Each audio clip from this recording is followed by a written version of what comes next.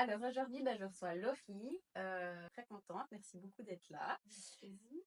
Du coup, tu es une jeune maman de 30 ans, tu as un petit garçon qui aura 18 mois demain.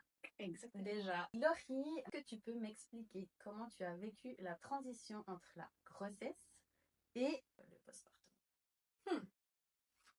Quelle grande question. Bon, déjà, j'ai eu une belle grossesse. Ouais. Un plutôt bel accouchement. Mhm. Donc, jusque-là, c'était super. Et après, ça s'est un peu corsé. J'ai un bébé qui hurlait vraiment la nuit. Et puis, du coup, voilà, c'était assez chamboulant. Je dirais que les premiers jours, j'étais un peu sous l'effet des hormones. Donc, c'est plus mon conjoint qui a un peu morflé et qui a dû beaucoup s'occuper de ce bébé qui hurlait la nuit parce que moi, je pouvais pas faire les 100 pas dans le corridor après avoir accouché. Mhm. Puis c'est à partir du retour à la maison que ça a été difficile de me faire à ce nouveau rôle, mais surtout avec un bébé qui correspondait pas du tout à ce que je m'étais imaginé. Qui était douloureux, qui faisait que pleurer. Je m'imaginais un nouveau-né qui mange, qui dort, qui pleure, mais voilà, enfin, c'est assez répétitif. Là, j'avais un nouveau-né qui pleurait 8 heures par jour, on savait pas quoi faire. Les cris Voilà, affreux, enfin, du coup, voilà, on était complètement paumés. Heureusement qu'on a eu de la sage-femme qui a vite pris les choses en main en nous disant il faut aller chez le pédiatre, il faut aller voir ce qui se passe parce qu'il y a un problème. Donc, je dirais que pour ma part, en tout cas, le tout début du postpartum, on était vraiment dans ce truc de trouver une solution pour ce bébé qui allait pas bien. Et puis, vraiment, pas le temps de sortir la tête de l'eau, quoi. On était dedans et puis il fallait y aller. et la solution, c'est quelque chose qui a pu être rapidement trouvé ou ça a pris du temps? Alors, assez vite, on a émis l'hypothèse qu'il avait un reflux, donc un RGO. Je vais parler de RGO plus tard. Donc, on a essayé de le médiquer pour éviter que l'acidité lui fasse mal lors des remontées. Mhm. Traitement qui n'a pas du tout été optimal, on va dire. Donc, on a fait beaucoup d'ostéopathie. Enfin, on a essayé 1000 choses, mais en gros, je dirais qu'à ces 3 mois, on a commencé à voir qu'il y avait une petite évolution. Mais avant ça, c'était vraiment très compliqué. Donc, pour le calmer, c'était portage et ballon. Sûrement, vous avez tous eu un ballon à la fin de votre grossesse. Mais voilà, nous, on passait notre vie sur ce ballon. On a essayé de faire dormir un bébé qui voulait pas, qui hurlait. Et puis voilà, Combien d'heures par jour, tu dirais? c'était 8 heures par jour de pleurs. Mhm. La nuit, ça allait mieux. Étonnamment, ça c'était très bizarre, mais la nuit se passait bien. Donc, c'est pour ça que les professionnels ne comprenaient pas trop. Mhm. Mais oui, ça pouvait aller jusqu'à 8 heures par jour où il pleurait en fait. Et à chaque fois qu'il mangeait, ça allait mieux. Et 1 heure plus tard, il se remettait à hurler. Donc il remangeait. Donc voilà, c'était un peu ça. Mais ça, c'était que à l'hôpital ou à la médecine? C'est ce que tu depuis l'hôpital, en fait. Enfin, depuis qu'on est sorti de la maternité jusqu'à ce qu'on soit hospitalisé avec Enoa, c'est un mois de vie quand il a eu des arrêts respiratoires. Donc c'était ça le quotidien depuis qu'on est rentré de la mat. Ouais. Ok, donc tu peux expliquer justement un peu ce quotidien que tu avais et aussi, tu parles d'hospitalisation. Est-ce qu'il en a eu plusieurs? À partir de quel âge? Alors en fait, on avait ce bébé qui pleurait tout le temps, donc on faisait ce ballon. Il était souvent au sein, donc là aussi j'ai entendu tout. Il faut arrêter de le nourrir tout le temps, c'est à cause de ça. Et en même temps, c'était la seule chose qui lui faisait du bien. Donc là, sur ce coup, tout ce que je peux dire, c'est qu'il faut s'écouter. Parce que moi, je me suis toujours dit que de le faire patienter 4 heures, il allait hurler 4 heures pour lui redonner à manger plus tard, c'était pas possible. Donc voilà, enfin, c'était ce quotidien-là. Après la nuit, heureusement, il avait un rythme, disons, d'un nouveau-né normal. Il se réveillait 3 4 fois, mais rien de compliqué. Il prenait le sein, il se rendormait. C'était aussi très Donc tu étrange, ça. l'allaitais? Ouais, alors allaitement Ouais. exclusif. Et puis, arrivé à ses il avait presque 5 semaines. On avait enfin trouvé un moyen de portage optimal parce qu'il faut dire qu'on est parti d'abord avec l'écharpe. On était là, oui, on va. Et puis, autant vous dire qu'on a failli avoir un accident avec notre bébé qui. Il devait tout le temps se mettre comme ça. Donc, en fait, il s'est enlevé de l'écharpe. Donc, c'était pas du tout optimal. Donc, ça aussi, il a fallu tout revoir, tout ce qu'on avait imaginé que ça allait se passer. Le portage, c'était pas possible. On a acheté un porte-bébé, du coup, physiologique. Et c'était une matinée parfaite. Il dormait dans le porte-bébé. On est allé boire un café. Et ça se passait tellement bien qu'on a même décidé de manger un truc là où on a été. Trop bien. Et on était là, c'est parfait, là. Ouais. Sauf qu'au moment de le changer dans ce fameux restaurant, ben, il a fait un premier arrêt respiratoire qui a été induit à cause d'un reflux qui lui a coupé la respiration. Donc là, j'étais un peu paniquée. Mon conjoint n'était pas là. Je remonte des toilettes. Je dis, ah, c'est bizarre, il a fait ça. Là, il s'est mis vraiment à pleurer fort. Et puis, en fait, du coup, sur un laps de temps de 1 heure et demie, il a fait 4 arrêts respiratoires comme ça, dont un où il a pas perdu connaissance vraiment, mais en tout cas, il a eu vraiment cet aspect. Enfin, voilà. Oh, mais ça a dû tellement être angoissant, purée. Ouais. Qu'est-ce que vous avez fait à ce Ben, moment-là? à ce moment-là, nous, on a de la chance d'habiter à 5 minutes à pied de notre pédiatre. On a emballé notre bébé dans une couverture, on est parti en courant. Et on a dit, mais qu'est-ce qu'on est censé faire? Et là, ben, la pédiatre, elle a fait une première auscultation pour voir qu'il n'y avait pas d'urgence vitale. Et là, elle avait repris son souffle, il était agité, mais ça allait. Puis du coup, elle nous a dit de descendre à Portales pour faire des examens un peu plus approfondis. Et puis c'est là qu'ils ont décidé de nous garder pour observation pendant du coup 2 jours et 3 nuits pour un peu comprendre qu'est-ce qui se passait avec ce bébé.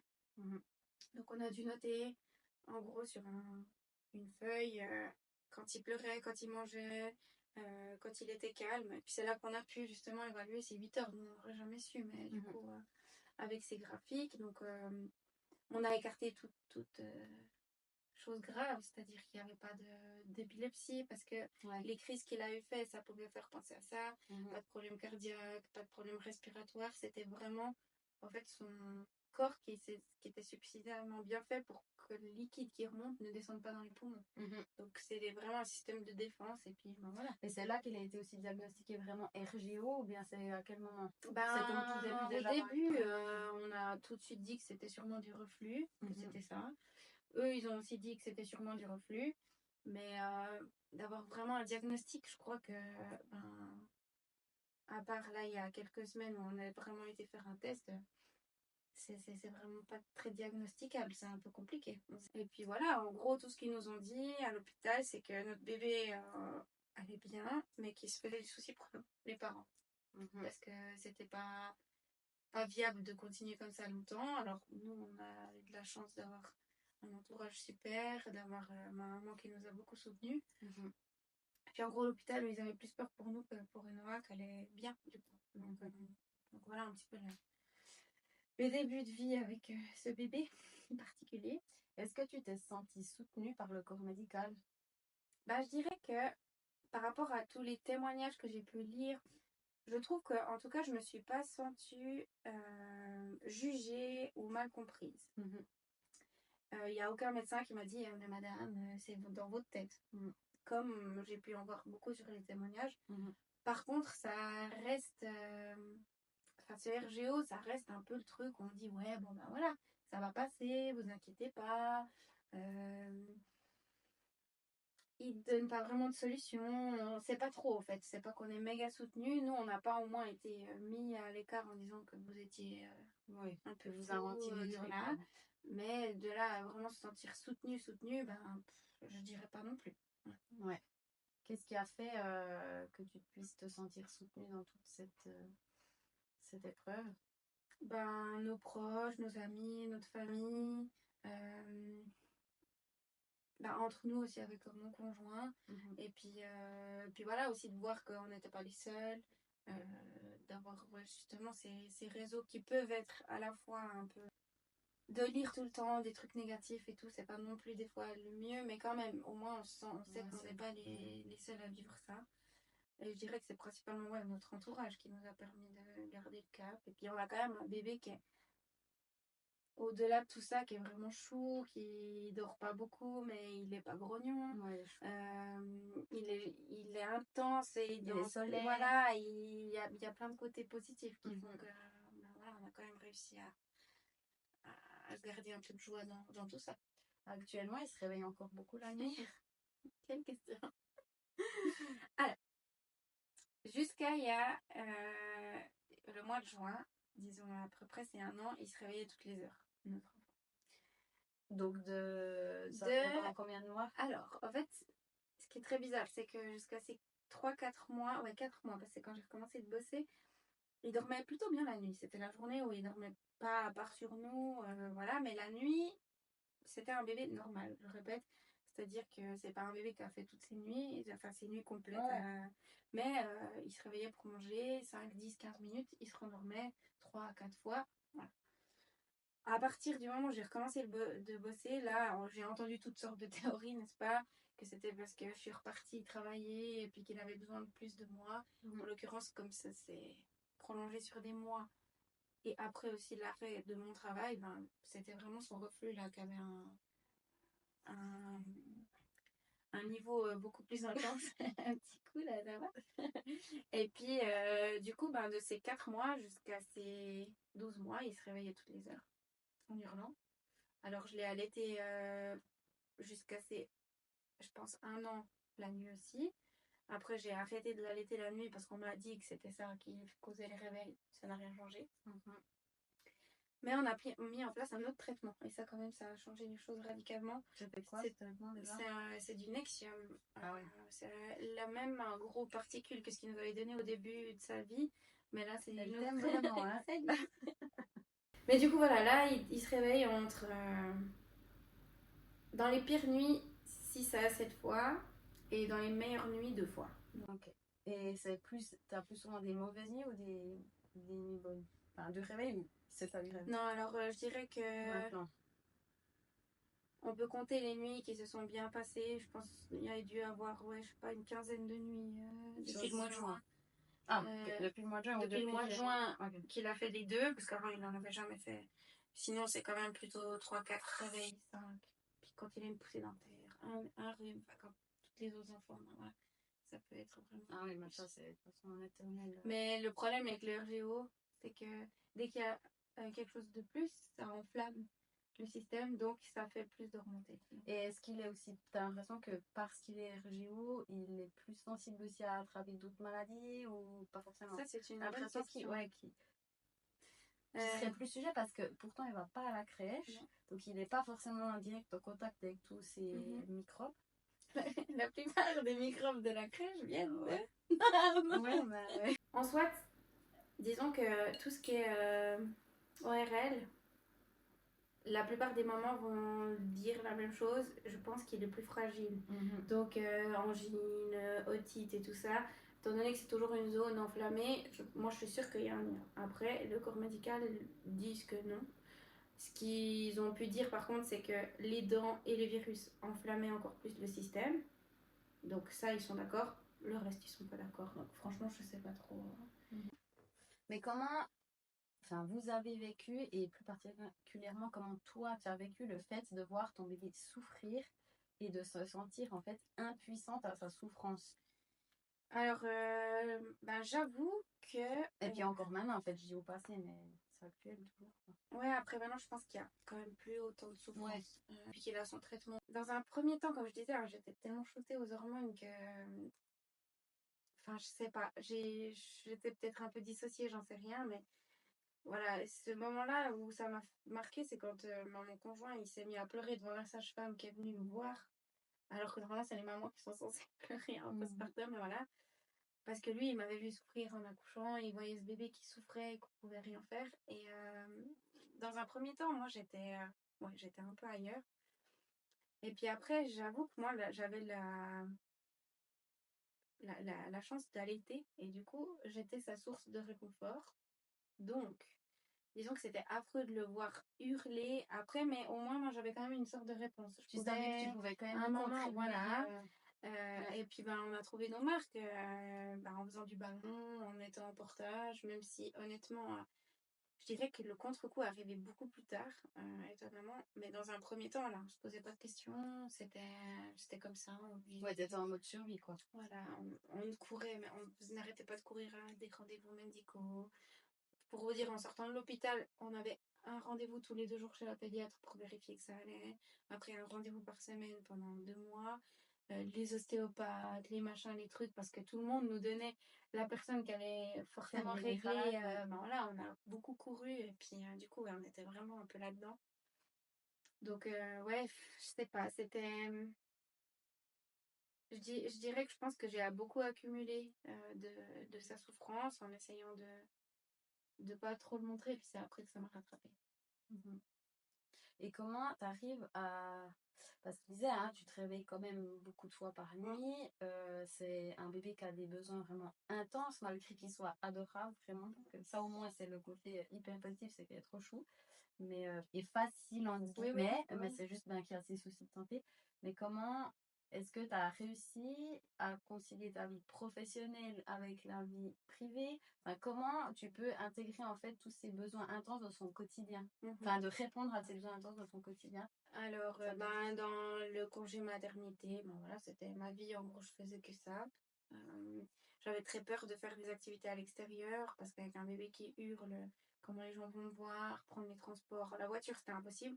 En voiture, on ne pouvait pas ne pas être deux. Il fallait qu'il y ait quelqu'un constamment derrière avec lui et il hurlait quand même. Donc, voilà, c'était vraiment pas quelque chose de... J'ai l'impression que la position de la voiture, Clairement, ça c'était faisait. vraiment... Ouais. Ouais, ça faisait, c'est sûr. Et puis, le fait qu'il avait vraiment besoin d'être rassuré, donc il n'était pas en contact avec moi, du coup, il était dans le siège séparé de moi. On pouvait pas le prendre dans les bras, donc il y avait ça. Les transports publics, en l'occurrence, ça pouvait mieux aller si je pouvais l'avoir en portage, mais voilà, il supportait pas la poussette, donc ça veut dire que moi, je devais tout le temps porter un bébé, se remettre d'un accouchement. Enfin, voilà, vous voyez un peu. Ouais, parce que de nouveau, c'est un peu le même style que le siège auto, le cosy ou Ah ouais, alors la poussette, c'était pas possible. Du moment où il était allongé, pas possible. Ouais. Donc ça a été voilà, le congé mat où j'ai ma maman, je la remercierai jamais assez, qui était vraiment très présente pour nous, Donc, qui venait prendre le relais et tout ça. t'arrivais quand même à avoir des fois des moments pour toi ou pas? Ah là, à ce moment-là, je pense pas. Franchement, non. Si j'ai fait 2 siestes et encore, enfin voilà, il faut se dire qu'on n'arrêtait jamais. Jamais, jamais, jamais. C'était un bébé qui était tout le temps sur nous. Donc, comme ma maman prenait le relais, moi, je profitais de, de me doucher, puis après, de vite ranger la cuisine ou de préparer le repas. Du coup, voilà, ça, j'avais. Franchement, puis je m'accordais pas, je pense, ces moments-là non plus, de les prendre. Et j'étais tellement en mode survie que, voilà, c'était comme ça allait, ça continuait. Et puis après, j'ai repris le boulot après un congé mat 4 mois environ. Ouais, c'était pas non plus beaucoup de congés mat. Non, j'avais le minimum. Ouais. Et Ouais, bon. en plus, pour un bébé, déjà, je trouve que quand ils sont tout petits, t'as pas très envie de les laisser, mais en plus. Alors, en l'occurrence, la chance que j'avais, c'est que c'était déjà décidé que c'était ma maman qui s'en occupait, comme elle travaille plus. Donc, T'étais pour en moi, j'étais confiance. à 100% en confiance. Elle connaissait par cœur. Enfin, voilà. Lui aussi. Donc, ça, c'était pas un souci. Et puis, moi, je suis de profession du social. Donc, là, je travaillais dans les écoles avec des enfants qui avaient aussi des besoins particuliers. Donc assez vite, je me suis rendu compte qu'en ayant les nuits que j'avais, parce que là, j'ai recommencé le travail et là, il a commencé à se réveiller toutes les heures. Donc je me suis vite sentie hyper épuisée. Puis j'ai dit, au fait, là, il va avoir un accident. Soit je vais avoir un accident à la maison, c'est-à-dire que je pourrais secouer mon bébé ou j'en sais rien, péter un câble sur un enfant ou autre. Donc assez rapidement, j'ai été voir mon médecin qui m'a mis en arrêt et puis j'ai décidé de démissionner. J'aurais pu rester en arrêt, mais en l'occurrence, sachant toute l'organisation que c'est, j'avais pas envie de laisser mes collègues et puis ne sachant pas combien de temps durerait cette situation. Voilà. La bonne conscience de la vie professionnelle. Voilà. Mais en l'occurrence, j'ai bien fait parce que ça a duré un moment. Et alors, ils m'ont mis en arrêt, c'était en décembre, et puis après, mon contrat se terminait en janvier. Donc, depuis janvier 2024, je suis maman à la maison à 100%.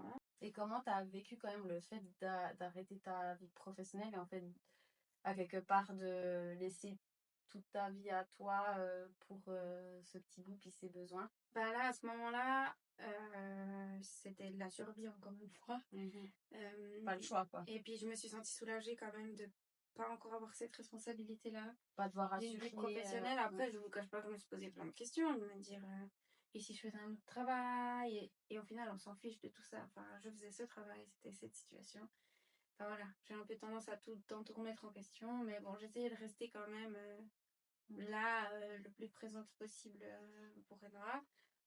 Financièrement, bien sûr que ça a remis beaucoup de choses en Ouais, parce qu'il y perspective. aurait peut-être certaines personnes qui n'auraient pas forcément pu non plus se le permettre. Heureusement. Là, heureusement, on a un loyer pas cher. Et puis, on a réduit drastiquement vos dépenses. nos dépenses. Vous avez Enfin, vraiment voilà. adapté toute votre vie. Voilà, exactement. Ouais. Clairement. Puis jusqu'à ces 10 mois, j'ai tenu. Et à 10 mois, vraiment là, j'ai pas non plus pété un câble, mais vraiment, je pense que j'ai pris à temps le moment d'aller voir quelqu'un, pouvoir déposer et un peu travailler sur moi parce que là, c'était trop, en fait. 10 mois, c'est vraiment, c'est à ce moment-là où bah, les choses ont quand même commencé un peu à se poser avec un bébé à 10 mois qui devient un peu plus autonome. Je pense que ça a aussi permis ça. Et puis, mais en fait, entre guillemets, par manque de temps que tu n'as pas été consulter quelqu'un avant ou tu y pensais pas forcément ou non, c'est parce quelque qu'on chose que était tu aurais dans voulu faire déjà mais que tu n'arrivais pas en fait. Non, non, alors on était vraiment encore dans ce truc où on gérait, où ça allait, on Mhm. gardait le moral, tout le monde nous disait Oui, c'est vrai que je me rappelle que vraiment vous étiez quand même très chill malgré cette situation qui était hyper intense. Puis en l'occurrence, on était quand même, comme je répète, une fois bien entourés, donc ça a aidé. Après, clairement, là, 10 mois, c'était en gros ces problèmes de sommeil qui perdurent. Beaucoup de professionnels nous ont vus, des professionnels qui ont été chauds d'ailleurs, la Croix-Rouge, vraiment adorable.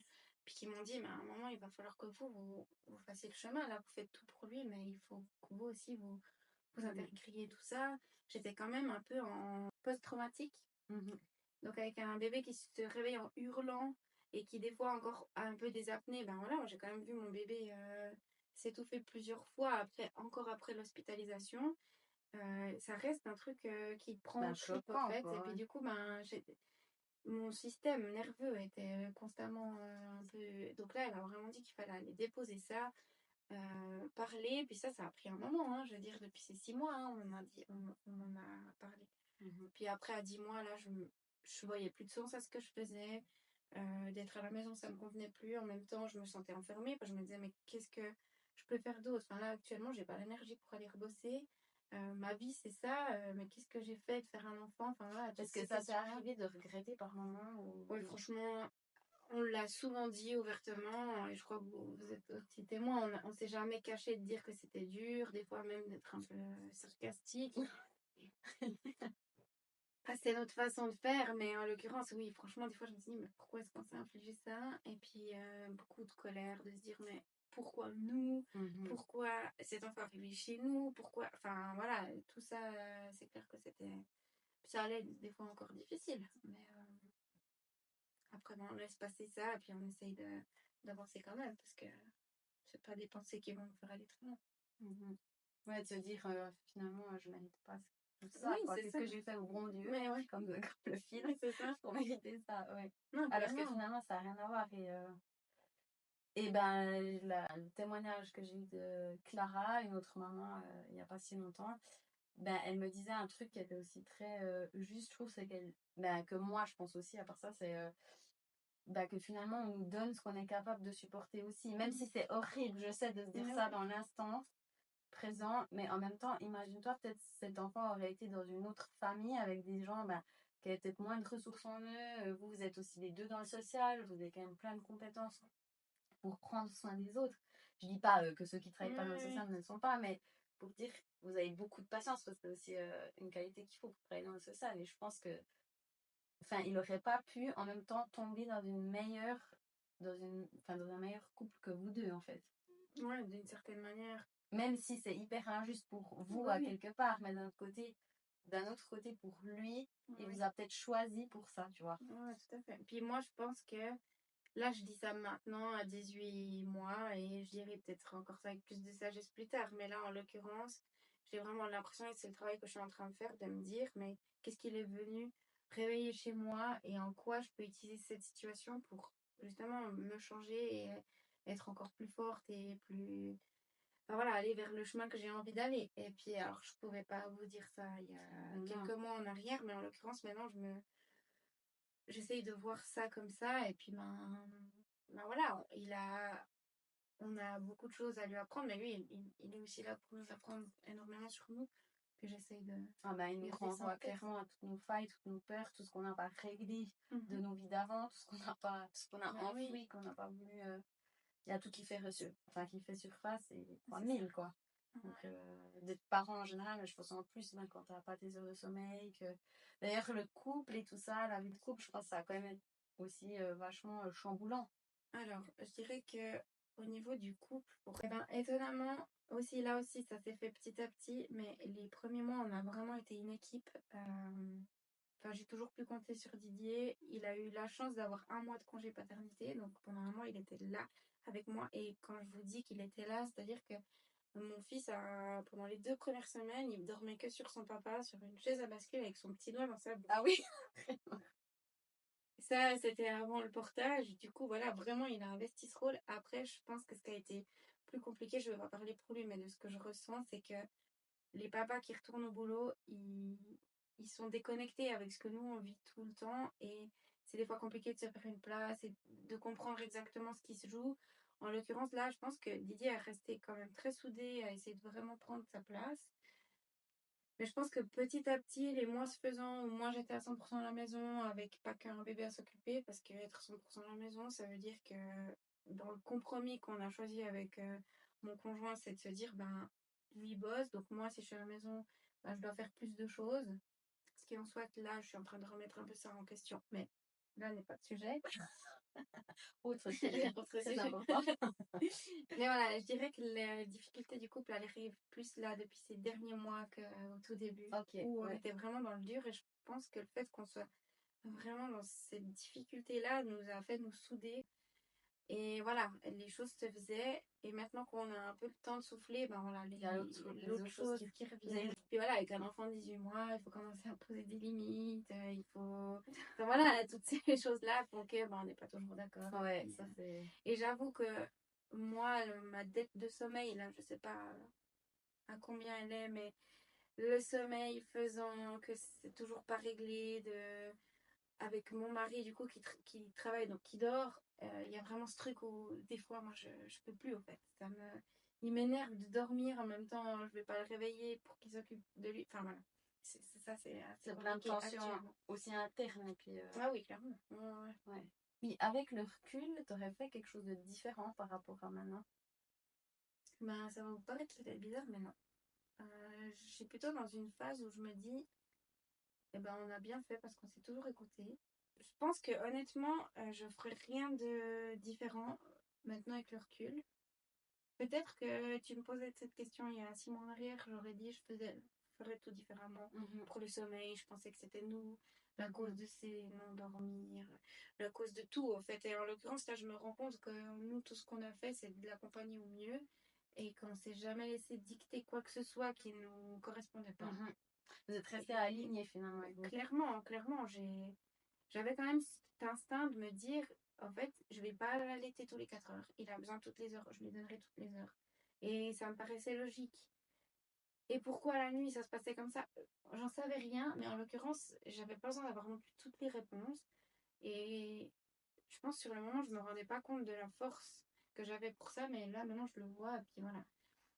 La seule chose qu'on aurait changé là actuellement, c'est qu'on a fait un dernier examen assez invasif pour le petit, qui nous a apporté aucune autre réponse. Et ça, peut-être que j'aurais dit cet examen, c'est pas nécessaire. En même temps, tu pouvais pas le savoir avant que. Non, et en même temps, résultat. comment vous expliquer que normalement un enfant de cet âge-là n'a plus de reflux, donc on nous a jamais pas pris au sérieux, mais en même temps, il y avait quand même un doute qui planait de se dire est-ce que ce petit a vraiment encore du RGO ou est-ce que c'est les parents qui font n'importe quoi et qui c'est pour ça qu'il dort pas. Mais il y avait quand même ça. Et en l'occurrence, cet examen a démontré qu'il avait encore beaucoup de reflux pour son âge, que son traitement était bien, mais il aurait pu encore même être amélioré. Du coup, ben voilà. En quoi il consistait, juste pour expliquer l'examen? En gros, on a inséré une sonde dans le nez jusqu'à l'œsophage d'Enoa pour aller mesurer combien de fois il y avait des remontées. Et puis, le degré d'acidité, il prend un traitement où il n'a pas censé avoir d'acidité. Et puis, pour pas que ça brûle justement l'œsophage. Et puis, voilà, on est resté en gros 2 jours à l'hôpital. La sonde est restée pendant 22 heures en place. Et puis voilà, du coup. Ouais, franchement, ça a été un des pires trucs parce que j'avoue que c'est un bébé qui a l'habitude d'être manipulé par les médecins, il est adorable. Enfin voilà, il a sa vie, c'est un peu être chez les médecins. Mais là, c'était très invasif et puis c'est pas douloureux, mais c'est très désagréable. Et puis il restait quand même, ça mis 22 heures. Ouais, avec ça, avec le tuyau, ouais. Puis il l'arrachait pas. Alors, ce qui est assez fou, c'est que c'est des tuyaux que peut-être certains connaissent malheureusement pour d'autres raisons. En l'occurrence, c'est des sondes qui peuvent être aussi utilisées pour alimenter quelqu'un qui se nourrit plus, dans les cas de troubles alimentaires notamment. Et la pause est très dérangeante, mais au bout de 4 à 5 heures, le corps il s'habitue d'avoir ce corps étranger. Puis du coup, Ok. ils oublient un peu. Donc les 4 premières heures, c'était difficile. Et Noah a pas mal pleuré, puis il a essayé d'enlever. Après, le corps s'habitue. Puis au moment de l'enlever, ben, c'est un peu, je sais pas si ça vous est déjà arrivé, mais il y a un spaghetti qui passe dans le... Ouais, est-ce que tu t'es sentie, toi, écoutée par le corps médical? Parce que tu dis que tu as réussi à, À garder le à, cap, ouais. à garder le cap, que toi, tu es restée alignée, mais est-ce que tu t'es sentie écoutée aussi? Alors, comme je disais, je me suis jamais sentie jugée, mais alors de là à me sentir écoutée, je dirais pas. Mhm. Je pense que clairement, c'est pas dans leurs attributions. Je pense qu'ils estiment sincèrement que c'est pas leur travail. Dommage. Mais là, par exemple, lors de cet examen, j'aurais aimé que juste de nous expliquer les résultats, de nous dire qu'elle entend que c'est compliqué, qu'elle entend que voilà, ça peut être un bébé qui a besoin d'être beaucoup rassuré et tout ça, mais en fait, ils se contentent pas du tout de ça, et voire même quand on leur pose un peu des questions, ben, dès que ça sort de leur champ de compétences, ils nous orientent vers un autre professeur. Ou... Moi, je me suis pas sentie soutenue. Ah ouais, quand même. Je me suis pas sentie reconnue dans ce que je vivais. Mais en même temps, maintenant que j'y pense, j'ai attendu beaucoup de choses de l'extérieur, même des amis, de la famille qui comprenaient pas toujours. Je pense qu'il faut juste que enfin, que je dois avoir un peu d'autocompassion vers moi-même et que ça ne doit pas venir de l'extérieur. Mhm. Mais Ouais, bah, j'allais dire, enfin, c'est une chose d'être entouré, hein. Des fois, on est entouré, on sait que les gens sont là pour nous, mais on est quand même seul à vivre. Enfin, vous étiez quand même seul à vivre ça tout le temps. Est-ce que c'est toujours possible aussi de s'imaginer vraiment ce que l'autre vit, tu vois? Je pense que ça devait pas être évident non plus pour vous par rapport à ça, dans le sens où, bah oui, on peut compatir, mais au final, des fois, les gens se rendent quand même pas vraiment compte, quoi. non, non. Après, j'avoue qu'au moins, l'allié qu'on avait, c'était ma maman, comme elle a toujours été là, puis qu'elle l'a vu vraiment le quotidien. Je dirais qu'il y a peu de gens de notre entourage qui n'ont pas vu. Et Noah, dans ses premiers mois, hurlait comme il hurlait. Les gens, enfin, en même temps, il hurlait tout le temps. À un moment dans la journée, si on voyait des gens, il allait se mettre en crise. Donc, Mhm. après, qui s'imaginent que ça dure des heures et ce que ça représentait, peut-être pas, mais je pense qu'il y a quand même la plupart des gens qui ont quand même compris. Après, plus ils grandissaient, moins les gens comprenaient. Mhm. Et plus on a un peu ces vieux trucs de un enfant il est censé dormir, et puis c'est les parents qui donnent Ouais, des faut le mauvaises laisser habitudes, et puis toutes ces choses-là. Et puis, il faut quand même dire que plus il grandissait, plus Enoa, la journée en tout cas, à part qu'il dormait pas, mais il était chou, de nouveau. Et c'était un enfant qui avait sûrement une dette de sommeil, mais quand il est réveillé, il va volontiers rigoler, il va volontiers jouer, Ouais. il va pas être grognon, donc les gens, souvent ils se disaient, mais de quoi ils se plaignent? Enfin, il est chou, leur petit. Sans compter ben, tout ce qu'on vivait la nuit, et puis tout ce qu'on avait vécu jusque-là, donc c'est un peu paradoxal, mais les médecins aussi, et je veux dire, bah, ils voyaient un bébé qui prenait du poids, qui allait bien, donc... Est-ce qu'il va donc quand même mieux? Et toi, est-ce qu'on peut dire que tu vas mieux aussi aujourd'hui? Alors, ben, Enoa va bien, comme je le disais. Il fait quand même des meilleures nuits. Il grandit. Après, comme tous les bébés, il a ses petits soucis qui font que la nuit, il va dormir plus ou moins bien. Mais on pense quand même que le reflux est suffisamment stable pour que ce soit plus trop ça qui le dérange. J'ai aussi conscience que si on réfléchit en termes d'apprentissage au sommeil, il a quand même été inconfortable pendant passé 12 mois, avec des douleurs, avec des peurs d'étouffement, donc je pense qu'il aura besoin de plus de temps. Donc là, franchement, on est un peu dans Il dort cette toujours avec vous? Non, acceptation-là. il est dans son lit maintenant. Alors ça dépend. En gros, c'est un peu là encore de la survie. C'est que quand il va se réveiller plus de 5 fois, la 5e fois, on le prend avec nous. Parce que j'en peux plus de faire. Bah, c'est clair. Ça va dépendre. Après, les nuits où il se réveille que 2 fois, du coup, il dort dans son lit. Bon, bah, c'est déjà Disons que c'est un une belle enfant qui est progression. incroyable parce que à chaque fois qu'on lui a présenté de la nouveauté où je pensais que c'était ok, typiquement l'endormissement autonome, bah, et ça a tardé, mais quand j'ai senti que c'était le moment, on l'a fait et ça a été direct. Donc je dirais que moi va bien. Après moi, bah voilà, je dois encore du temps pour me réapproprier qu'est-ce que je veux faire, comment je veux le faire. Parce que là je suis toujours à la maison. C'est une situation qui me convient qu'à moitié. Mais voilà, je je me laisse le temps avec tout ce qui s'est passé de souffler un peu maintenant. Est-ce que tu peux me dire quelle a été ta plus belle découverte dans la maternité? Eh ben, je dirais que c'est le fait que s'il y a bien une expérience qui peut pas te laisser indifférente, c'est la maternité. Et je pense que c'est l'expérience qui va le plus te confronter à tes propres limites. Et je pense que c'est hyper puissant si on peut jouer avec ça plutôt que de le subir. Et vraiment, je pense que ça, c'est une des plus belles découvertes de me dire que voilà, je pouvais encore évoluer sur tel et tel point. Et puis ouais, accompagner ce petit bout malgré la difficulté. Ouais, je dirais que... Sacré challenge aussi. Hein. Tu pouvais te parler maintenant à toi quand tu étais enceinte, qu'est-ce que tu te dirais? Ça, c'est vraiment la question que je me...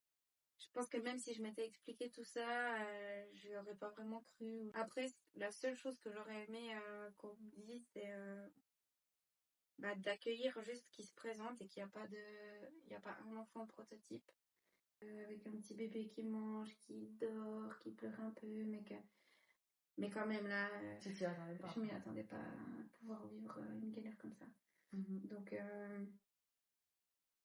décourageons pas les futures mamans si elles nous regardent, mais ayez conscience que voilà, c'est challengeant et puis que peu importe, vous allez y arriver. Et surtout, demandez de l'aide. Surtout, nous, on n'a pas eu cette difficulté-là.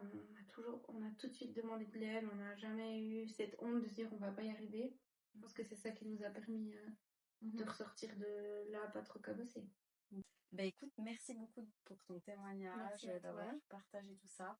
Vraiment, encore une fois, bon, on le voit avec le témoignage de Laurie, c'est que on est les seuls à savoir ce qui est bon pour notre enfant. On le connaît, enfin, c'est nous qui le connaissons le mieux.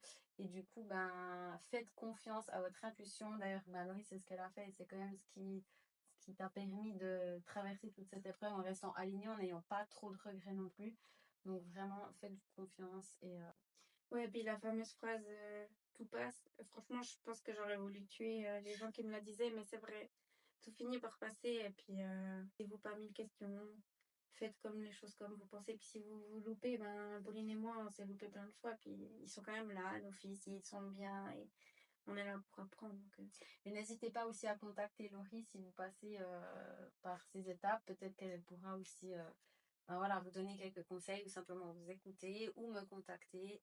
Et encore une fois, si vous avez aimé ce petit partage, ce petit témoignage, ben, je vous remercie de liker la vidéo et de la partager. Allez, ciao, à bientôt. Ciao.